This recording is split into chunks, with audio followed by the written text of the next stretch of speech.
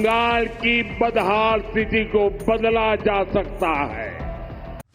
ममता के गढ़ में पीएम मोदी की दहाड़, ममता की शरण में चंदन के हत्यारे। बिहार एसटीएफ ने 5 को दबोचा, अब खुलेंगे कई राज। पश्चिम बंगाल एक ऐसा राज्य बन चुका है जहां गुनाह करना अब आम हो गया है। यहां अपराधी अपराध करने के बाद भी खुलेआम घूम रहे हैं, लेकिन ममता सरकार मजाल है जो कुछ एक्शन ले ले इन अपराधियों पर। और सबसे बड़ी बात तो ये है कि ये बार बार दोहराया जा रहा है, फिर चाहे वो मामला मुर्शिदाबाद दंगों का हो, या फिर साउथ कलकत्ता लॉ कॉलेज में रेप का, या फिर IIM कॉलेज के हॉस्टल में लड़की से रेप का हो। इस सब के बावजूद भी ममता बनर्जी ने चुप्पी साधी हुई है। ना तो कोई एक्शन ले रही है और ना ही ऐसा कुछ करने की सोच भी रही है। वो तो सिर्फ ऐसा लग रहा है कि बस अपने मुस्लिम वोट को साधने की कोशिश में लगी है। अब तो ऐसा हो गया है कि देश में कहीं भी गुनाह करो और बंगाल में जाकर छुप जाओ, क्योंकि वहां तो अपराधियों को ही संरक्षण मिलता है। कुछ ऐसा ही देखने को मिला है पटना में हुए चंदन मिश्रा हत्याकांड में, जिसके आरोपी वहां से भागकर बंगाल में आकर छुप गए और ममता सरकार देखती रह गई। लेकिन अब और नहीं, बंगाल बदलाव और विकास चाहता है। ममता के गढ़ में जमकर गरजे हैं पीएम मोदी। बंगाल में हो रहे अपराधों पर पीएम मोदी का खून खौल गया और फिर वहां की सरकार को जमकर खदेड़ा। बात करने वाली पार्टी की सरकार में बेटियों के साथ जो अन्याय हो रहा है वो पीड़ा भी देता है और आक्रोश से भर भी देता है। ये उस धरती पर हो रहा है जिसने कादम्बिनी गांगुली जैसी बेटी को संस्कार दिए, जो भारत की पहली वेस्टर्न मेडिसिन डॉक्टर थी। आज उनका जन्मदिन भी है, लेकिन आज पश्चिम बंगाल में अस्पताल भी बेटियों के लिए सुरक्षित नहीं है। और आप सबने देखा है जब यहां डॉक्टर बेटी के साथ अत्याचार हुआ तो कैसे टीएमसी सरकार अपराधियों को बचाने में जुट गई। इस घटना से देश अभी बाहर निकला भी नहीं था कि एक और कॉलेज में एक बेटी के साथ भयंकर अत्याचार किया गया। इसमें भी जो आरोपी है उनका कनेक्शन टीएमसी से निकला है। टीएमसी के बड़े नेता मंत्री आरोपियों के बजाय पीड़ित को ही दोषी ठहराते रहे। ऐसे कई उदाहरण हैं जो टीएमसी की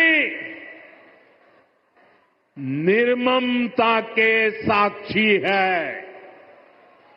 हमें मिलकर के बंगाल को इस निर्ममता से मुक्ति दिलानी है। आपको बता दें कि पीएम मोदी ने पश्चिम बंगाल के दुर्गापुर में 5,400 करोड़ रुपए की लागत की कई विकास परियोजनाओं का शिलान्यास और उद्घाटन किया, जिसके बाद उन्होंने कहा कि दुर्गापुर स्टील सिटी होने के साथ ही भारत की श्रम शक्ति का भी बड़ा केंद्र है। भारत के विकास में दुर्गापुर की बहुत बड़ी भूमिका है। आज इसी भूमिका को और मजबूत करने का अवसर हमें मिला है।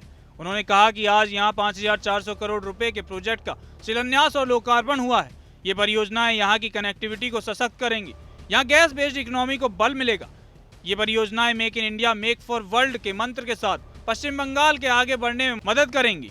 बंगाल से पकड़े गए चंदन के हत्यारे। बिहार की राजधानी पटना के बड़े अस्पतालों में शुमार पारस हॉस्पिटल में कुख्यात चंदन मिश्रा की हत्याकांड में बड़ी कार्रवाई हुई है। एसटीएफ ने पश्चिम बंगाल से 5 से 6 बदमाशों को गिरफ्तार किया है, जिनसे पूछताछ की जा रही है। मामले का मुख्य शूटर तौसीफ बादशाह घटना वाले दिन ही गिरफ्तार हो गया था।